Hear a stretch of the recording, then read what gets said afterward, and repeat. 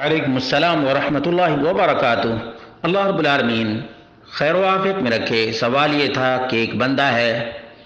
جو سودی بینک میں کام کرتا ہے، وہ سحری یا افطاری دیتا ہے تو کیا قبول کر سکتے ہیں؟ اس کا جواب یہ ہے کہ اذا کان اغلب مال الرجل حراما، جب کسی کا مال کا اکثر حصہ حرام ہو، فإنه يجوز قبول دعوته، تو اس کی دعوت قبول کرنا جائز اور درست ہے، کیونکہ نبی کریم صلی اللہ علیہ وسلم نے یہودی کی دعوت قبول کر لی، جبکہ اللہ رب العالمین نے یہودیوں کو سود خور قرار دیا ہے اور ناجائز طریقے سے یہودی لوگوں کا مال کھانے والے ہیں۔ اسی لیے بعض سلف نے اس سلسلے میں کہا لک غنمہ وعلیہ غرمہ، تمہارے لیے جائز ہے اور حرام کا وبال اسی کے سر ہے۔ کما یجوز لک عدم قبول دعوتہ زجرا لہ وتبکیتا علی کسبہ المحرم، اسی طرح سے اس کی دعوت قبول نہ کرنا بھی تمہارے لیے جائز ہے، زجر کے لیے، توبیخ کے لیے اور حرام کمائی سے دور رکھنے کے لیے یہ بھی جائز ہے۔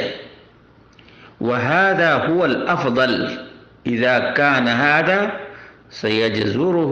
وَيُؤَثِّرُ فِيهِ لِتَرْكِ مَا هُوَ عَلَيْهِ مِن مُنْكَرٍ، اور یہی افضل ہے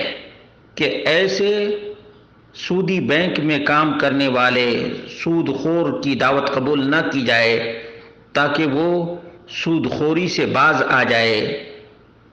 اور سودی بینک میں کام کرنے سے رک جائے اور حرام کمائی سے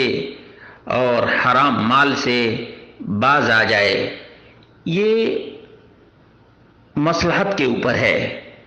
اگر دعوت قبول نہ کرنے سے، اس کی سحری یا افطاری نہ لینے سے اس کے اوپر کچھ فرق پڑے گا اور وہ حرام کمائی سے باز آ جائے گا تو یہ بہتر ہے، ورنہ اصل مسئلہ یہ ہے کہ جائز ہے۔ افضل یہ ہے کہ اس کو ڈانٹ کے لیے، ڈپٹ کے لیے اور اس کی عادت کو چھڑانے کے لیے، اس کی حرام کمائی سے اس کو باز رکھنے کے لیے اس کی دعوت قبول نہ کی جائے۔ اللہ رب العالمین ہو سکتا ہے ہدایت دے اور اس کے دل میں یہ بات بیٹھ جائے کہ یہ کمائی حرام ہے، تو ہو سکتا ہے معجور بھی ہو جائے یہ آدمی جو دعوت اس کی قبول نہیں کرتا ہے۔